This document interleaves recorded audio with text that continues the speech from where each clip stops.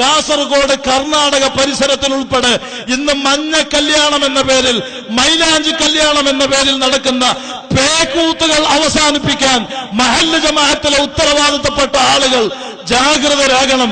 നിങ്ങൾ അതിന് മുൻപന്തിയിൽ വരണം. നിങ്ങൾ പ്രമാണിമാരായിട്ട് ഞങ്ങളെ ചോദ്യം ചെയ്യാൻ ആരെന്ന് പറഞ്ഞ് എടാ നീ ദീനിനെ നശിപ്പിക്കാൻ ശ്രമിച്ചാൽ നിന്നെ അല്ലാഹു വെറുതെ വിടൂല. നിനക്ക് ഈമാനില്ലാതെ മരിക്കേണ്ടി വരും. ഈ ദീന് കൊണ്ട് നീ കളിക്കണ്ട.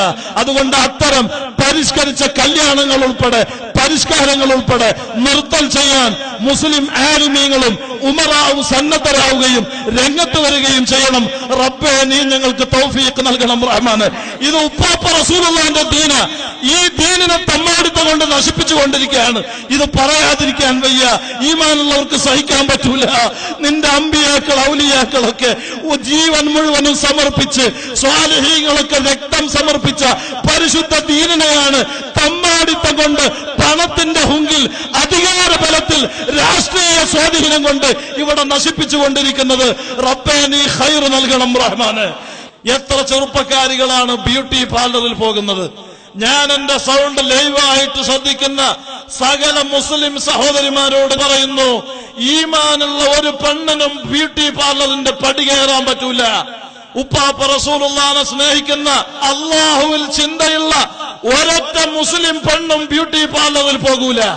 അതുകൊണ്ട് ആ തമ്മാടിത്ത സ്വഭാവം സ്വീകരിച്ച, അത്തരം തോന്നിവാസങ്ങളിൽ ഏർപ്പെട്ട വല്ല മുസ്ലിം പെണ്ണുങ്ങളുമുണ്ടെങ്കിൽ ഈ മജ്ലിസിൽ നിങ്ങൾ സ്റ്റോപ്പ് ചെയ്യണം.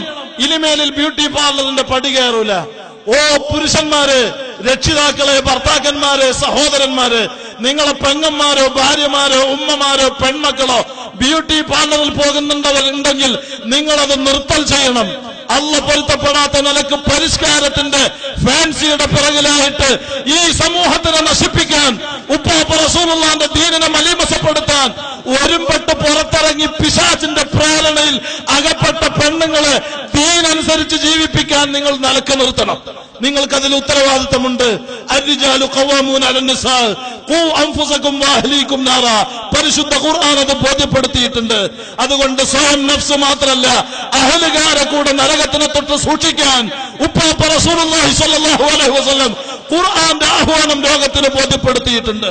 അതുകൊണ്ട് മുസ്ലിം പെൺകുട്ടികൾ ബ്യൂട്ടി പാർലറിന്റെ പടി കയറിയിട്ട് കണ്ണിന്റെ പുരികം പ്ലക്ക് ചെയ്ത് മുഖത്ത് മേക്കപ്പ് നടത്തി മൈലാഞ്ചി ട്യൂബ് കൊണ്ട് ശരീരം മൊത്തം വരച്ച് body shape tight fit burqa ധരിച്ച് മുടി ഷാമ്പ് തേച്ച് പാറിപ്പിച്ച് ഒരു തോളിൽ ബാഗും മറു കൈയിൽ മൊബൈലും പിടിച്ച് വാട്സപ്പും ഫേസ്ബുക്കും ഇന്റർനെറ്റും മാപ്പിളപ്പാട്ടും സിനിമപ്പാട്ടും സീരിയലുമായി സിനിമ നടിമാരെ പിന്തുടർന്ന് തോന്നിവാസികളായി നടക്കുന്ന ഈ ജീവിത രീതി ഈ ദീനിന് അപമാനമാണ്.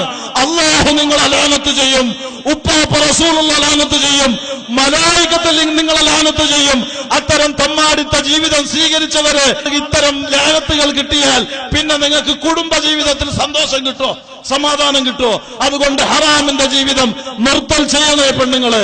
ഓ പുരുഷന്മാരെ, നിങ്ങൾ ടൈറ്റ് ഫിറ്റ് പാന്റും കോട്ടും ധരിച്ചിട്ട് അള്ളാഹുവിനെ ചിന്തയില്ലാതെ മുടി തട്ടുതട്ടായി കട്ട് ചെയ്തിട്ട് കള്ളും കഞ്ചാവും ആൻസും പാൻപരാഗും ചവച്ചിട്ട് ഹറാമിലായി ലഹരിയുമായി ബന്ധപ്പെട്ട് അന്യ പെണ്ണിനെ സ്നേഹിച്ച് അന്യ പുരുഷനെ സ്നേഹിച്ചിട്ട് നിങ്ങൾ തമ്മാടികളായി വ്യഭിചാരികളായി ജീവിച്ചാൽ അള്ളാഹു നിങ്ങളെ വെറുതെ വിടൂല. ആ ബോധം ഓരോ മുസ്ലിം പുരുഷനും ഓരോ മുസ്ലിം സ്ത്രീക്കും ഉണ്ടാകണം.